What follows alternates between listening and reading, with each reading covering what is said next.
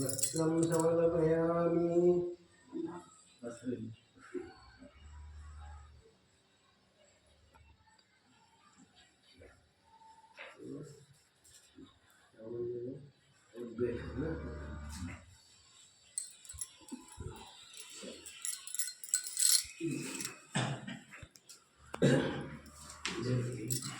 बुढ़ी को तो काम देता है तो चिक्को नहीं मोबाइल चला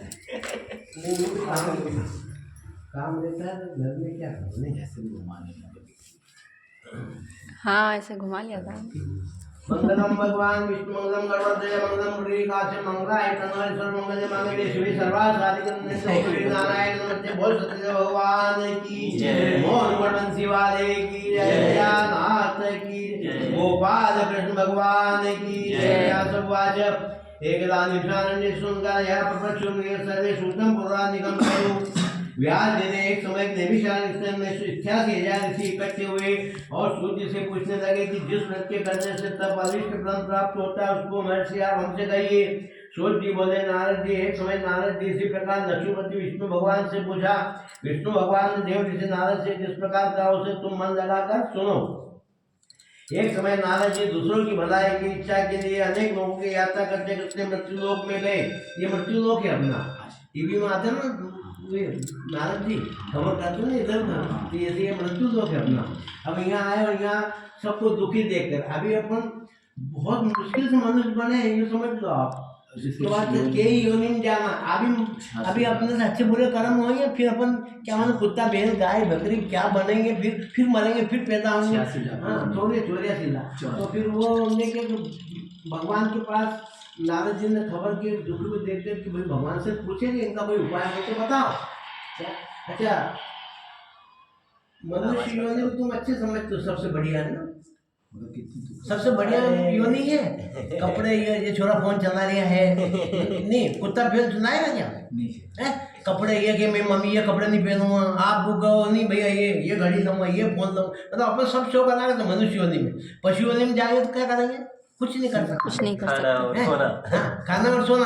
कुत्ता क्या करता है, काट खाएगा खाली तुमको, और टिफिन पड़ा हुआ तो फुर्सत में उठा जाएगा, और तो कुछ नहीं करता ना। और तुम तो सुबह से उठ के क्या क्या करते हो कि तुमसे जितनी गिनती नहीं बने आदमी, मतलब तो आपको नहीं, मतलब एनीबडी, किसान हो हाँ किसान से लगा लेते हो, चोर सब लगा कर, चोर का ले लो, चोर का भी काम यही सुबह से डाटा डालना, जेब काटना, मारना, ये करना वो करना, मतलब अपने से इतने पाप होंगे कि गिनती नहीं रहे उसकी। मनुष्य का जन्म और अन्य व्यक्ति में भी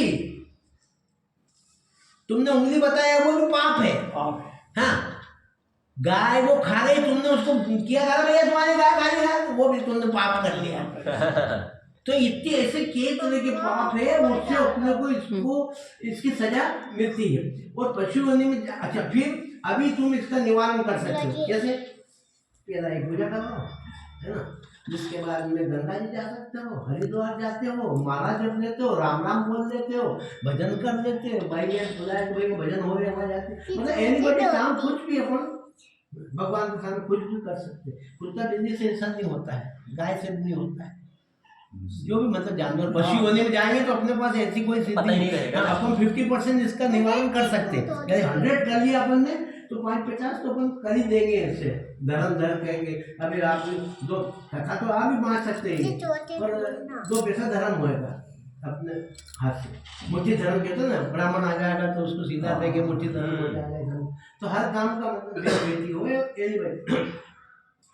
तो ये प्राणी का दुख इस प्रकार दूर किया, इस प्रकार करके मन विचार करके विष्णु लोक गए। कहाँ नारद जी विष्णु लोक भगवान के पास गए और वहां जाकर सफेद वर्ण वाले 4 भुजाधारी भगवान नारायण के दर्शन किए, जिन्हों हाथ में शंख चक्र गदापन में गले में फूल की माला पड़ी हुई थी, ऐसे भगवान के जाके दर्शन किए और देखकर स्तुति करने लगे। नारद जी बोले हे भगवान आप अत्यंत शक्तिशाली हो, संपन्न हो, मंदवाणी से व्यापक हो और आपका आदि है न मध्य न अंत है, निर्गुण स्वामी होते हुए अनंत गुणों के युक्त हो, संपूर्ण शक्ति के आदि भूत भक्तों के दुखों के नष्ट करने वाले हो, आपके लिए मेरा नमस्कार। इतनी बड़ाई करी भगवान की। तो भगवान पूछते हैं ना कि भैया तू कहना क्या चाहता है, बड़ाई कितनी कर रहे, तो तेरे मन में क्या है, क्या मुझे तेरे में तुम्हारे मन में क्या है।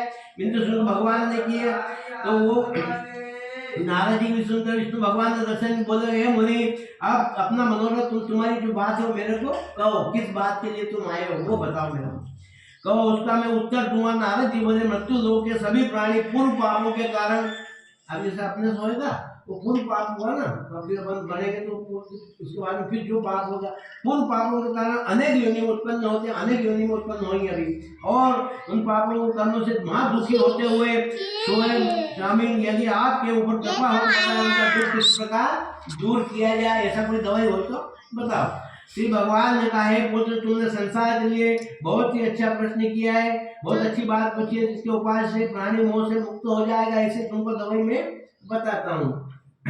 कौन सी? बहुत पुण्य प्रदान करने वाला स्वर्ग और मृत्यु लोगों में दुर्लभ व्रत है, और तुम्हारे प्रेम के कारण उस व्रत का तुमको मैं बताता हूँ, व्रत है वो तुमको मैं बताता हूँ। कौन सा? सत्यनारायण भगवान के व्रत को भली भांति विधि पूर्वक करने से प्राणी शीघ्र ही सुख को भोगता है और परलोक में मोक्ष को प्राप्त होता है। सत्यनारायण भगवान का व्रत करो। भगवान के ऐसे वचन सुनकर नारद जी बोले, भगवान उस व्रत का क्या फल और क्या विधान है, उस व्रत को किसने किया, इसके बारे में बताइए। भगवान से पूछा नारद जी ने, तो तथा वो व्रत कौन से दिन करना चाहिए, सब विस्तार से मुझे कहिए। भगवान बोले, दुख और शोक को दूर करने वाला, धन धान्य को बढ़ाने वाला है, सौभाग्य को संतान देने वाला है, सब दूर विजय दिलाने वाला सत्यनारायण भगवान का व्रत जिस किसी दिन मनुष्य श्रद्धा और भक्ति के साथ कर सकता है। देखो ये पाएंगे पूरी कथा का ये सार है, जिस किसी दिन, मतलब तुम्हारे मन में आई, परसों से आए तुम मेरे यहाँ, है ना, वहां से भैया ने किया कथा करना है, तो इसका मुहूर्त है कथा, श्रद्धा। हाँ, इसका वो नहीं मुहूर्त, सत्यनारायण के का कहते मुहूर्त नहीं, गाड़ी मकान। अब मकान को क्या है कि इसको भूमि पूजन करते हैं, अब वास्तु करें, उसकी सब लंबी चौड़ी योजना है। वास्तु में क्या, उसमें वास देखना पड़ता है, अग्नि का वास कहाँ है, शिव जी का वास कहाँ है, सब 17 बात देखना पड़ता है। और सत्यनारायण की कथा का मुहूर्त है श्रद्धा। ये 5 ही अध्याय पहले भी सुने होंगे, कभी नहीं सुने तो आज सुन लो। श्रद्धा संकल्प की है, और इसकी वार्ता समझ लो, इतिहास समझ लो, भगवान का नाम लेने की विधि समझ लो। 5 ही अध्याय इसी के हैं।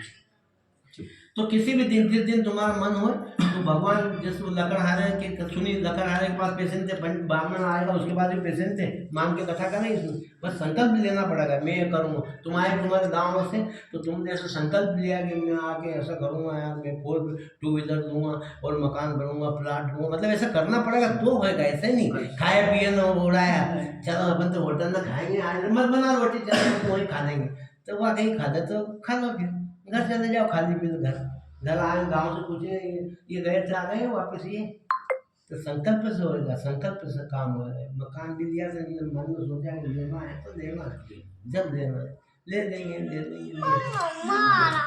संकल्प से होगा। तो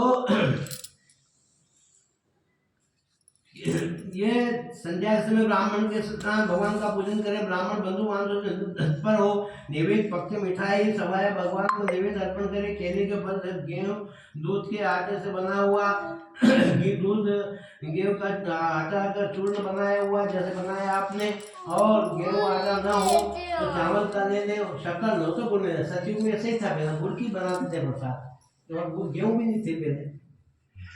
सब भगवान को इकट्ठा करके भगवान को भोग लगा सवैया, और अपने बंधु बांधव से कथा श्रवण करे। पश्चात बंधु बांधव सभी ब्राह्मण को दक्षिणा देकर भक्ति से स्वयं प्रसाद भक्षण करे, और नृत्य गीता भजन जागरण आदि करे, और सत्यनारायण भगवान का ध्यान करते करते अपने स्थान को प्रस्थान करे। इस प्रकार व्रत करने वाले के निश्चय मनुष्यों की इच्छा पूर्ण हो जाती है। विशेषकर कलयुग में भूमि पर ये छोटा सा उपाय है। अब सबसे छोटा उपाय यही है, क्या इससे बड़े तो बहुत है। वो सत्यदेव भगवान की जय, मोहन बंसी वाले की जय, अयोध्या नाथ की जय। अध्याय समाप्त। इससे बड़े तो बहुत है। अभी नवरात्रि गई, पंडित जी हमारे अनुष्ठान कर दो, 50,000 20,000। अभी सावन गया, चलो महाराज अभिषेक करो हमारे यहाँ 21,000। तो भागवती बिठाओ 15 लाख की, ये बढ़ाई नेताओं ने, वो भी धर्म ही है, कथा ही है, कथा ही है। तो वो तो क्या है, ये जो लोग यूँ कहते हैं वो फिर उन्होंने प्रदीप महाराज ने कह दिया फोन में, तुम जैसे कथा कराओ, कथा कराऊंगा, मेरा छोरा हो जाएगा तो कराऊंगा, ये बोल रहे हो, जब मैं पास हो जाऊं तो कराऊंगा, ऐसा नहीं। तुमको कराना था। अब इनने क्या था कि इनने करे, सब ने काय के लिए, उनने महाराज ने यही लिखा, बोल के लिखा था कि इनने करे कि हमारा ये हो जाएगा, जीत जाएंगे। ये जीतने की कथा नहीं है, ये तो तुम्हारा अगोचर सुधारने की कथा है, ये तो सनातन धर्म की कथा है क्या।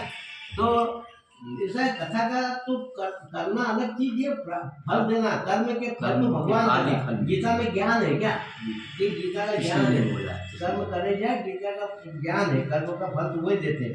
तो इसी प्रकार दूसरा अध्याय दान उपक्षा में काशीपुर में आशी चित्रोत्तरम सूर्य बोले ईश्वर जिन लोगों ने पहले उसको किया उसको बताऊं। सुंदर काशी जी में गरीब ब्राह्मण रहता था, भूख प्यास से दुखी होकर पृथ्वी पर रोज फेरी लगाता था। तो भगवान किस रूप में आ जाए इसका निश्चित नहीं है। तुमने साईं बाबा की देख रहे हो, अभी चल रही और हमेशा देखिए कि भाई वो साईं बाबा कौन से रूप में आ जाए, अपनी मालूम थोड़ी है, अरे मानता होगा कोई भिखारी होगा।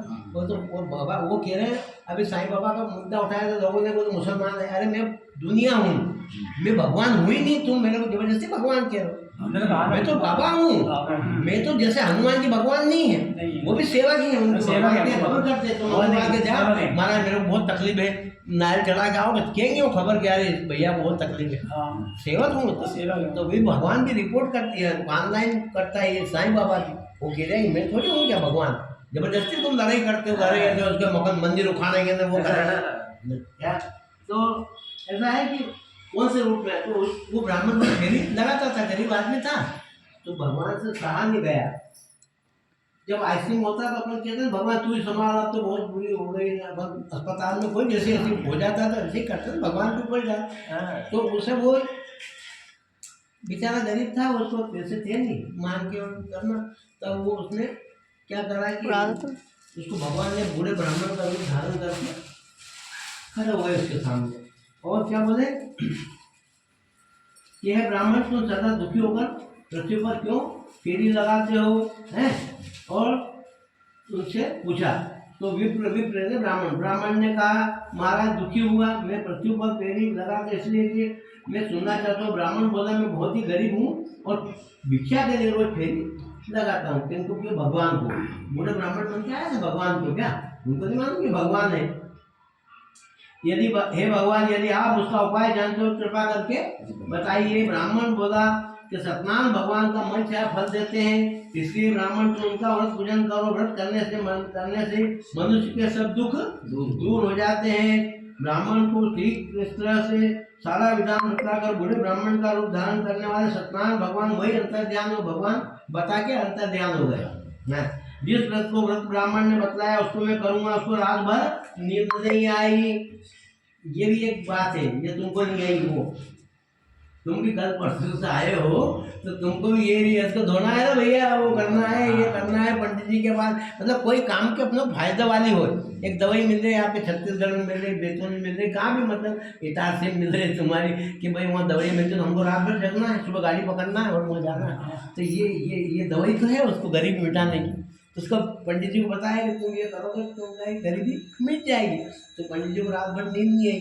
अब सुबह उठूँगा और फेरा करने जाऊँगा तो फेरे में जो मिलेगा उससे मैं कथा करूँगा, संकल्प की है देखा ना, तो उसमें जो मैं कथा करूँगा। अब कथा में क्या मिलता है, फेरे में तुम मानते कोई से वो ये सिलर दे रहे हैं, कोई देता नहीं है, कोई वो करता है, कोई आता नहीं भैया हम काम कर रहे हैं, भाई ये काम कर रहे हैं भैया हमारा हाथ वो नहीं खाली। तो जो भी कुछ मिल जाता तो वो तो उसके पेट भरने का है, छोटे छोटे जो बच्चे हैं उसका पेट भरने का। यदि उसका सामान लिया है 10 रुपये का कथा का पहले के ज़माने में तो बच्चे भूखे मरे, तो भगवान को पाप लगे। ऐसा नहीं होता है, उसके सुब्रत कर दो, वो तुम्हारी व्यवस्था करेगा। लड़के की शादी करना है और तुम संकल्प ले लो कि हमको लड़की की शादी करना, लड़की और उसके लड़की को मैं ये दहेज दूँगा, वो दहेज दूँगा, वो दहेज दूँगा, ऐसा तो बराबर भगवान पूरा करेगा संकल्प से। तो उसकी श्रद्धा और संकल्प दो ही है।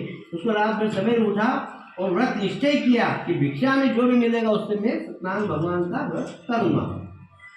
उसी दिन ब्राह्मण को भिक्षा में काफ़ी धन प्राप्त हुआ, रोज से ज़्यादा मिला उसको, क्योंकि उसको भगवान ने दिलाया ना, उस कोटा मंजूर कर दिया डबल। और उसने बड़े मानवों के साथ में सत्यनारायण भगवान का व्रत किया, प्रसाद सामान लाया और सत्यनारायण भगवान का व्रत किया। इस व्रत के प्रवाह से सबसे दुखों से छूट कर अनेक प्रकार की संपत्तियों से युक्त हुआ। उस समय से वो ब्राह्मण हर माह सत्यनारायण भगवान का व्रत, जब आनंद हो जाता है तो फिर रोज दीवाबत्ती करो, और नहीं तो सुबह से टिप्पण लेके जाओ कंपनी में। फुर्सत नहीं हो तो क्या करो फिर भाई, कहाँ नहाना धोना काय की बात। और ये वॉकिंग करने के लिए ऐसा फुर्सत ही मेरे शरीर के, जो वॉकिंग करते हो ना 6 बजे, तुम कारखाने वाले वॉकिंग कर सकते क्या? अरे भाई 5 बजे उठे, टाइम ही नहीं है।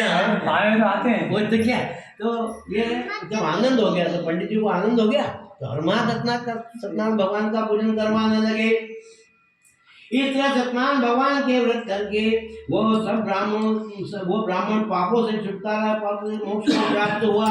और आगे भी प्रतिफल जो भी सत्यनारायण भगवान का व्रत करेगा उसके मन के सब पापों से छूट जाएगा। इस तरह से नारद जी ने भगवान नारायण से कहा, व्रत मैंने तुमसे कहा, हे विप्रो, हे ब्राह्मणों, क्या बताऊं ऋषिगण बोले, महाराज इस ब्राह्मण से सुनकर और व्रत किसने किया इसके बारे में भी बताइए, ये हम सुनना चाहते हैं, हमारे सुनने की इच्छा है। तो सूत जी बोले, हे मुनियों, जिस लोग ने व्रत किया उसके बारे में भी सुनो।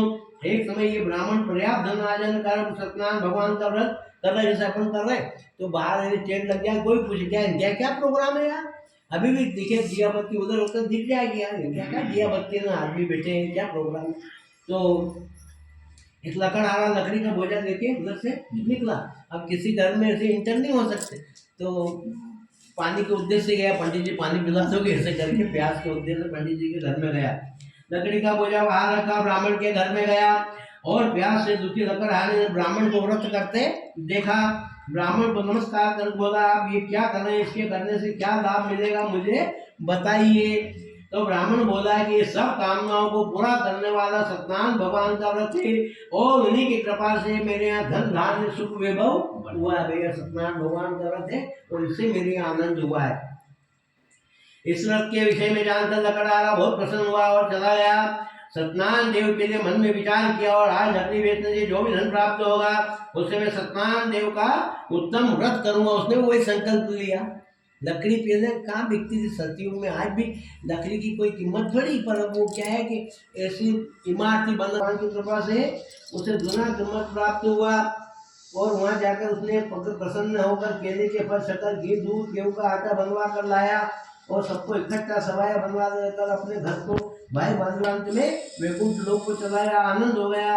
इसी सुन पुराण रेवाखंडे सत्यनारायण दूसरा अध्याय। बोल सत्यदेव भगवान की जय, बोल वनवंशी वाले की जय, अयोध्या नाथ की जय, गोपाल कृष्ण भगवान की जय। सुतवाच पुनर्नगरपरस्वामी सुनमा पुराजोता मुखो नाम 50 मई पहली सूच बले मुझे से। तो अब आगे कथा कहता हूँ। तीसरा अध्याय में पहले समय में उत्का मुख नाम का एक बुद्धिमान राजा था, बड़ा जितेंद्रिय, सत्ता देवालय में जाता था, ब्राह्मणों को दान दे करके संतुष्ट रखता था। एक राजा एक कथा है, बहुत अच्छा था राजा, पूजा पाठ करता है, ये करता, दान धर्म सब अच्छा करता था। और उसकी कमल जैसी मुख वाली सती रानी थी। एक रोज राजा रानी दोनों भद्रशिला नदी के तट पर सत्यनारायण भगवान का व्रत कर रहे थे। उस समय में वहाँ एक साधु नाम का वेश कहते बढ़िया, वो साधु उसका नाम था और उसके पास व्यापार के लिए बहुत सा धन था। नौका लेकर के किनारे ठहरा करके उनके पास पहुँच गया, इनके पास राजा के पास, और क्या पूछने लगा, व्रत करते हुए विनय पुत्र राजा से पूछने लगा, हे राजन, भक्ति युक्ति चित्त आप ये क्या कर रहे हैं, मेरी सुनने की इच्छा है, मुझे भी बताइए। किसने किया? सेठ जी ने राजा को। राजा क्या बोलते हैं, हे साधु, हम बंधु बांधव के साथ में पुत्र प्राप्ति के लिए महाशक्तिमान सत्यनारायण भगवान का व्रत पूजन कर रहे हैं। राजा के वचन सुनकर सेठ जी ने बोला, हे राजा, मुझे भी इस व्रत के संबंध में सारा विधान बताओ और मैं भी ये व्रत करूँगा। क्यों करूँगा? कि मेरी अभी संतान नहीं है। ये सुनी होगी, कभी सुनी होगी, लीलावती कदावती की सेठ जी का संतान नहीं थी। हाँ, मेरी अभी संतान नहीं है, क्या इस व्रत के प्रभाव से मेरी यह संतान होगी? तो राजा बोला, अवश्य होगी। सत्यनारायण भगवान किसी को भी निराश नहीं करते हैं। राजा ने सबको विधान पूर्वक व्यापार से निवृत्त हुआ और घर गया। घर जाकर सेठ जी ने अपनी स्त्री को संतान देने के लिए और व्रत का समाचार सुनाया। कहा कि जब हमारे घर संतान होगी तो हम भी सत्यनारायण भगवान का व्रत करेंगे। इस पूरी कथा का एक लाइन। एक दिन में वो एक दिन अपनी स्त्री लीलावती को, उसकी स्त्री लीलावती को पति के साथ आनंदित हुई और मासिक धर्म से प्रवृत्त हुई। संतान भगवान की कृपा से गर्भवती हुई और 10वें महीने में कन्या को जन्म दिया। उस कन्या बड़ी होने लगी, उसका नाम कलावती रखा गया। जैसे भी पड़वास पूर्णिमा का चंद्रमा बढ़ गया छठ है जैसे बड़ा होता, तो उसका नाम कलावती रखा गया। और पश्चात लीलावती ने अपने सेठ जी को याद दिलाया कि सेठ जी कथा करा तो सेठ जी बहुत होशियार रहते हैं। तुम कहते हो बोलिए बहुत कंजूस रहते हैं। अभी क्या है कि ये प्रसाद इतना बनाया तुमने, अभी गांव में होते तो ज्यादा पहचान नहीं आती, 2 किलो का प्रसाद बनाना पड़ता है। तो वो कहते सेठ जी बोला तुझे चुप रहे, इसकी शादी में है ना 10-12 बाइक आएगी से बैंक वहाँ से तो कर देंगे, करा देंगे, तो चुप रहे, क्योंकि बहुत स्वार्थी रहते हैं। उसको बंद करके और चुप रख दी सेठानी को। और सेठ जी क्या हुआ, संकल्प किया 8 वर्ष क्यों नहीं करते हैं। सेठ जी बोले प्रिय विवाह के समय में करेंगे। अपनी स्त्री को आश्वासन दिया कि देकर नगर को व्यापार के लिए निकल पड़े। अब कलावती कन्या पिता के घर पर बड़ी होने लगी, होशियार हो गई लड़की। 15-16 साल 18 साल की। सेठ जिन्हें नगर में सहेलियों के साथ लड़की को घूमते हुए देखा, लड़की होशियार हो गई, इसके लिए कोई लड़का ढूंढे। दूतों को भेजा, दूध गए और कंचन नगर कलकत्ता से बड़ा गुणवान सुंदर बने का लड़का ढूंढकर लाए। और भाई बंधु ने सबने पसंद कर दिया और उसकी शादी भी कर दी। अब क्या है ये, दुख में सुमरन सब करे, सुख में करे कोई, जो सुख में सुमरन करे दुख का है बहुत। अब सेठ जी को दुख था ही नहीं, बांध थी खत्म हो गई, छोरी हो गई, ब्याह में कर दिए, क्या जरूरत है भगवान की। अब सेठ जी ने जैसे अपन गोली खाना बंद कर देना सकस बीबी की, जैसे अब सेठ जी ने बंद कर दी गोली खाना। क्या अभी तक लेते थे तो बीमारी थी। वहां से वेश पुत्र को वो ला करके विवाह भी कर दिया। प्रारंभ से विवाह में भगवान का पूजन करना भूल गए और भगवान रुष्ट हो गए। अभी जो अपने जो तुमको मेरे को कोई तकलीफ होती है ना, ये कोई सी केस नहीं होती। ये मत मसाना वाले उसने कह दिया था मैं गिर गया, उसने कह दिया था मेरी ये बीमारी हो गई, ऐसा नहीं। कैसे कहते क्या क्यों कह देता था। कोई जमाने में मूड मारते थे, कोई जमाने में कहते थे तो, और वो बंद हो गई। वो अटैक ही था, मूड नहीं थी। क्या अटैक ही है वो तो क्या अभी कहते यार यार एकदम से कैसे मर गया, अरे मूड मार दी होगी, पर अब बंद हो गया मूड कहना, अटैक हो गया।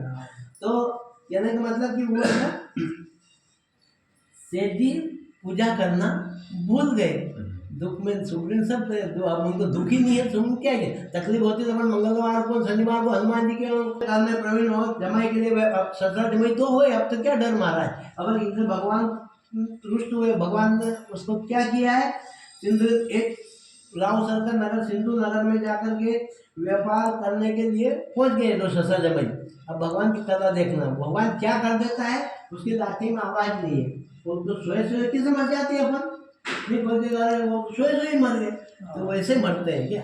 अब क्या वहाँ जैसे उन दोनों को राजा केंद्र नगर में पहुंचे सत्यनारायण भगवान ने क्या किया, उनकी प्रतिज्ञा से भ्रष्ट देकर के श्राप दिया कि सेठ जी को अत्यंत दुख को मिले, बहुत दुख होए, ऐसा श्राप दे दिया था उसको। तो भगवान की पूजा करना भूल गया। अभी भी ये अभी अपने आप ही है, नाराज हुए। हाँ तो क्या हुआ, एक दिन राजा की संपत्ति चुरा कर चोर हुआ है, जो 17 जमाई की नौका फेरी थी है, और पीछे दौड़ते सिपाही यार दोनों को पकड़ लिए। देखो कैसी फुटनी ऐसी होती है, पकड़ लिए। अभी पंडित हूँ, पंडित को मेरे को रात को 2 बजे पकड़े तो मेरे को देखो सर मेरी पोजीशन में पंडित हूँ कि नहीं, और नहीं मेरी फुटनी होगी तो मेरे को नहीं पहचान पुलिस वाले, नहीं तुमको अंदर करेंगे रात को 2 बजे, तुम तो वो करते हो, मैं ढोंग करते हो फुटनी होती जब। तो सेठ जी को पहचाना भी नहीं और उनको पकड़ के बंदी बनाकर राजा के सामने लाए। महाराज राजमहल में चोरी करने वाले 2 चोर पकड़ के लाए, आज्ञा दीजिए क्या सजा दे। राजा ने पूछा भी नहीं कि चोर है कि नहीं, बिना विचार के जेल में डाल दिया। उनका धन था वो भी छीन गई। ये कथा नहीं कराने की कथा है, नहीं कराने की कथा है। दोनों को उनको बिना विचार किए डाल दिया। अब इधर तो इनको डाल दिया और इधर सेठानी के घर पर चोरी हो गई। चोरी ऐसी हुई कि चाय बनाना ही बंद हो गई, गैस की टंकियाँ की कुछ नहीं, बेफुर्सत हो गई। तो दोनों माँ बेटी फुर्सत हो गई, तो इस घर बैठी वो घर बैठी टाइम पास करते, बस खाना बना कुछ भी नहीं है। तो एक ब्राह्मण के घर पे क्या है कि रात की कथा कभी सुनी हो तो 10-11 बजे तक होती है, 10-11 बज जाती कथा में रात की। एक ब्राह्मण पर घर पर कथा हो रही थी सत्यनारायण भगवान की पूजा, तो घंटी बजी, तो लड़की को नींद नहीं आई, तो चलो वही टाइम पास करेंगे।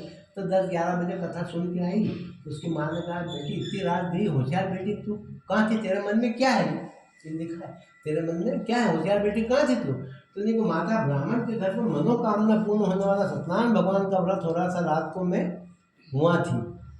जैसे ही माँ को किया तो वो तैयार हो गई, वही सत्यनारायण भगवान होंगे जो तेरे पिताजी ने अभी तक पूजा नहीं की, और वो पूजा करने के लिए तैयार हो गई। और सत्यनारायण भगवान से वर मांगा कि मेरे पति और जमाई शीघ्र लौट आए, और प्रार्थना की दोनों के अपराध को क्षमा करो। भगवान ने भी सूरत को संतुष्ट हो गए और राजा चंद्र को स्वप्न दे। जैसे इन्हें अर्जी लगाई, भगवान के सत्युग की बात है, इन्हें अर्जी लगाई से उनको राजा को स्वप्न दे दिया भगवान ने कि सवेरे होते दोनों वेश्यों को छोड़ देना, नहीं छोड़ोगे तो धन पुत्र से सहित तुम्हारे राज्य का नाश कर दूंगा। किनको, राजा को स्वप्न दिया, सेठानी ने पूजा करी ना कथा, तेरा पुत्र सहित नाश कर दूंगा, ऐसा राजा को कहता स्वप्नवाणी मौन हो गए, अंतर ध्यान हो गए। और प्रातःकाल राजा की आँख खुली और मंत्री को बताया कि भैया वो तो चोर सरकार कौन लाए पकड़ो, उनको छोड़ दो, नहीं तो मेरे राज्य का नाश हो जाएगा। दोनों वेश्यों को बिना हथकड़ी से राजा के सामने खड़े कर दिए।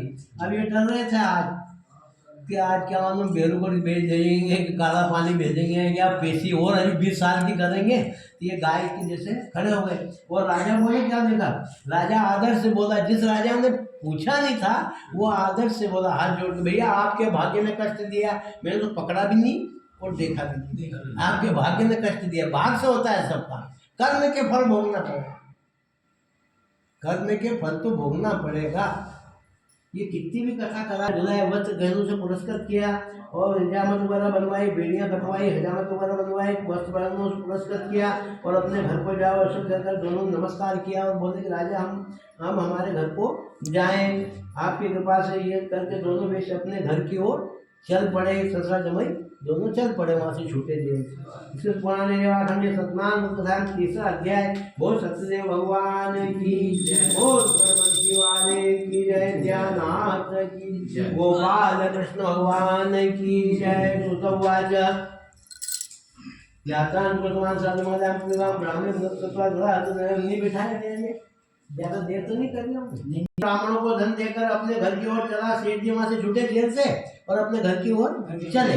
थोड़ी दूर पहुंचे और भगवान ने डंडी का रूप धारण किया, हाथ में फटे कपड़े पहन के उसके सामने खड़े हो गए। ओ भैया तेरी नाव में क्या है। तो ध्यान रखना कि अपने गांव में कोई भी जो जेल से छूट आता है ना उसको पावर देख लेना, वो तुमसे अथॉरिटी की फिक्र लेगा। हाँ अरे जा यार तुम, हाँ मैं अभी चला जाऊंगा। तो भगवान ने पूछा तेरी नाव में क्या है।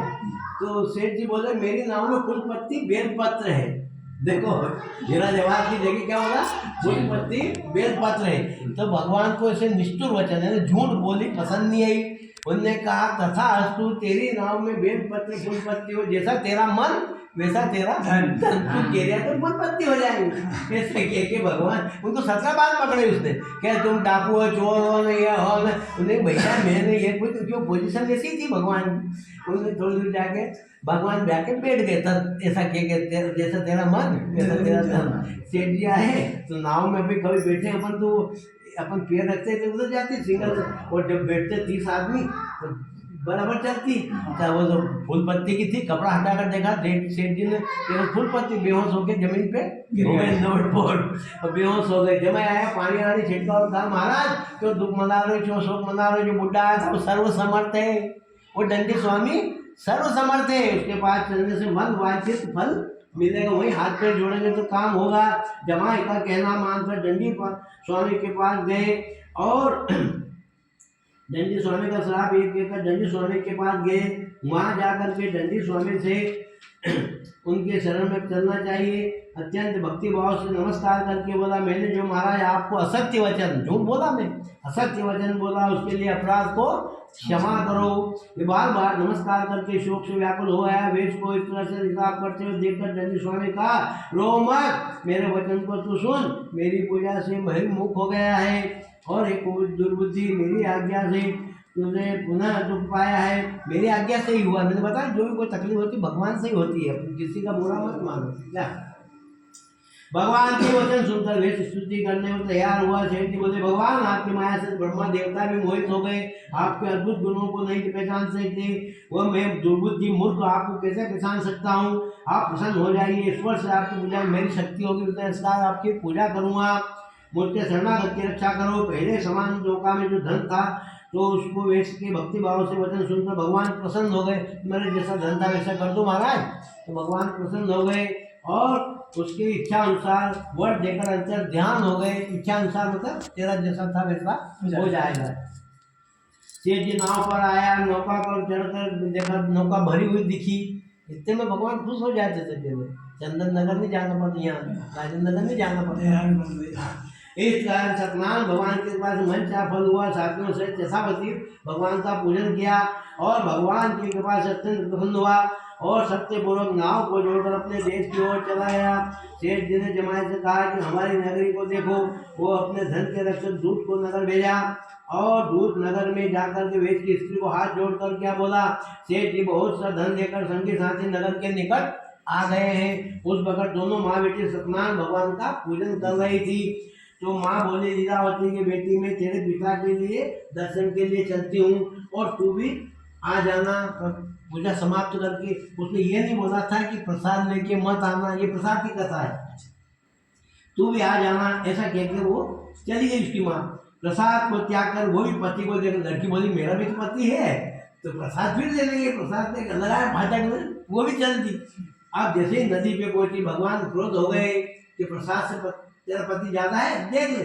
नदी नाव सहित जल में डुबो दिया, उसके पति उसके सामने डुबो दिया। हाँ, कलावती ने अपने पति को न देख करके बहुत शोक से रोती हुई भूमि पर गिर पड़ी और नौका को देख कन्या को रोती देख करके वेश ने भयातुर हो ये क्या आश्चर्य हुआ। सारे मंदा नाव चलाने वाले वो भी आश्चर्य करने लगे। तब लीलावती अपने कन्या को देख अत्यंत बेचैन हुई, विलाप करती हुई अपने पति से बोली, नाव सहित जमाई कहाँ कैसे छिप गए? मैं नहीं जानती कौन देवता ने नाव हर ली गई है। सत्यनारायण भगवान के महात्म को कौन जान सकता है? स्वजनों के साथ अत्यंत विलाप करने लगी। लीलावती कन्या को गोद में लेकर रोने लगी। कलावती ने स्वामी को न दुखी देख करके खड़ा हो लेके मर जाने का विचार करता। लड़की बोली मैं भी सती होऊंगा, खड़ा हो लेके वो भी मर जाने को तैयार हो गई। कन्या का विचार देखकर वेश की स्त्री दोनों जनों ने स्त्री का अत्यंत शोक पीड़ित को चिंता करने लड़की को देख करके या तो सत्यनारायण भगवान ने नौका हर लिया है अथवा में उनकी माया से मोहित हो गए हो। अब तो सिर भी दुखे ना उसका, सेठ जी का, तो भगवान ने दुखाया माया से मोहित हो गया। मतलब मालूम डर हो जाता ना, जैसे कि कोई